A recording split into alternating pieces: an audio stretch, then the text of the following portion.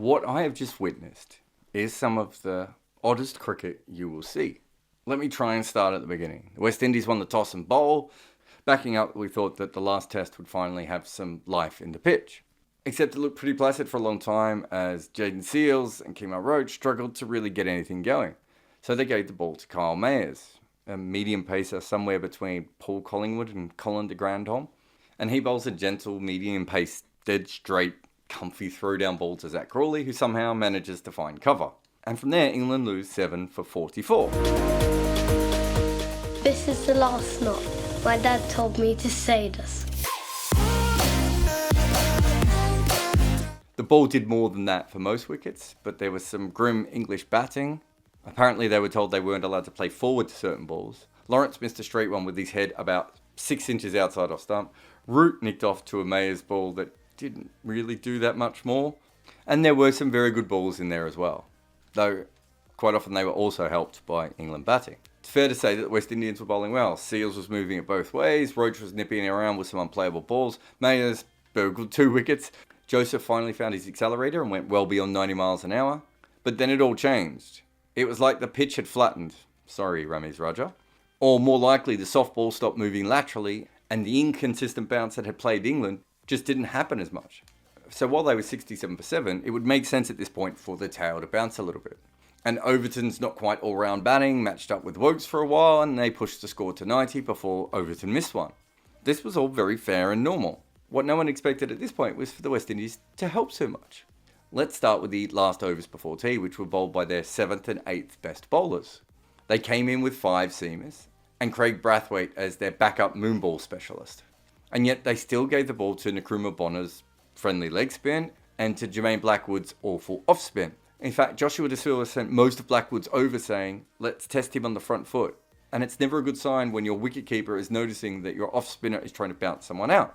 I could only assume these two were bowling at that point for the over rate.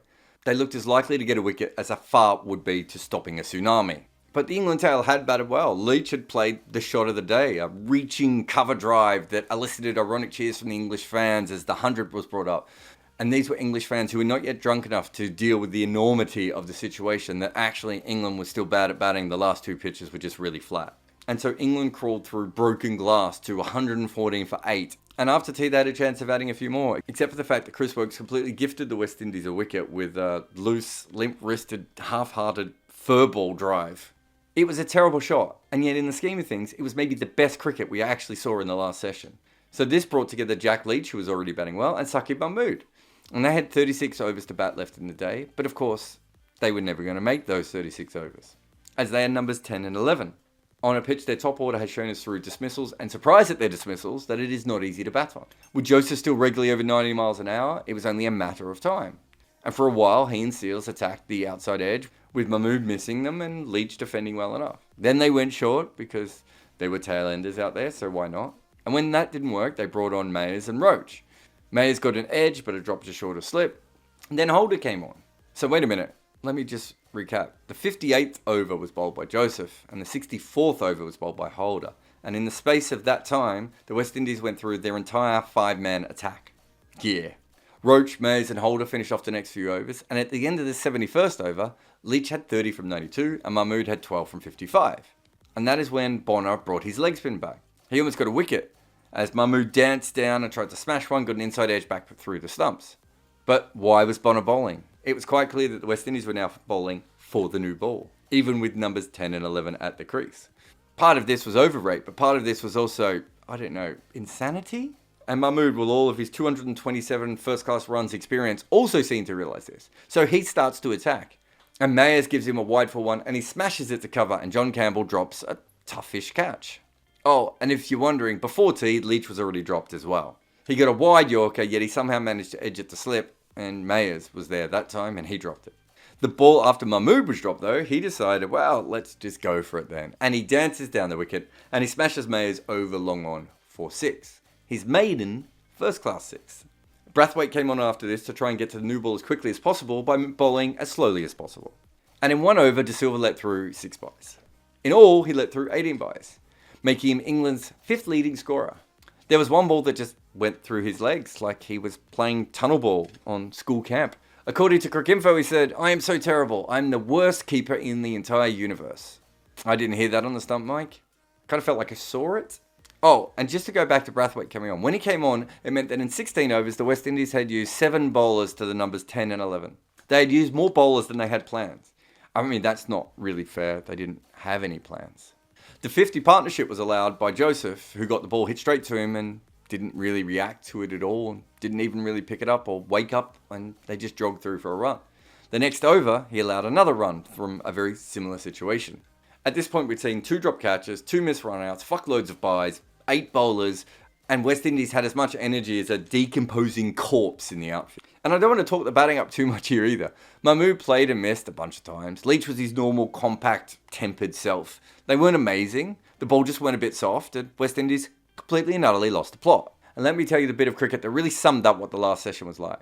Nkrumah Bonner was bowling his naked leg spin, which was bad to begin with, and he bowled a half tracker that went straight by accident.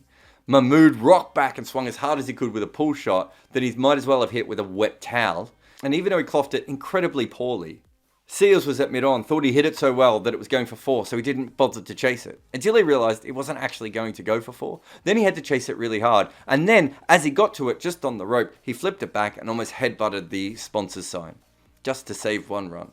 It was shit, and shit. I mean, at this point, the West Indies were bowling for over rates and also hoping that one of these batters would trip over their own dicks and get out.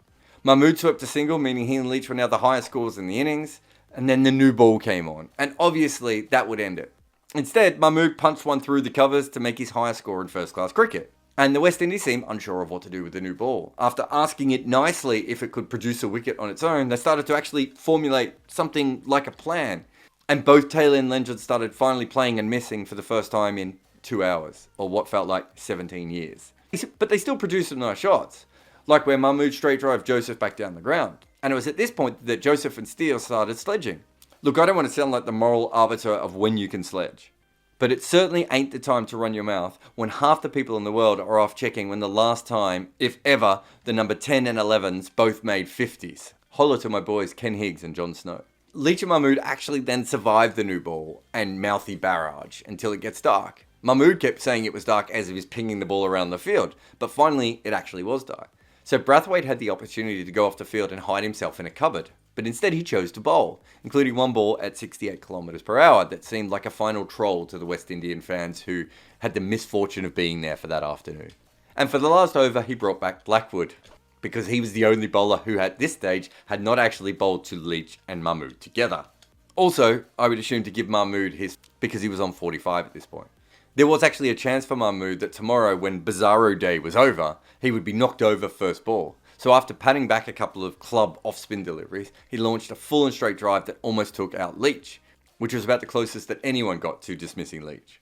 And the next ball, Blackwood delivered another of those half-trackers that De Silva had mocked earlier. And this time, somehow, Mahmood, instead of using this easy ball to bring up his maiden professional 50, he drags it from outside off the toe of his bat onto his stumps.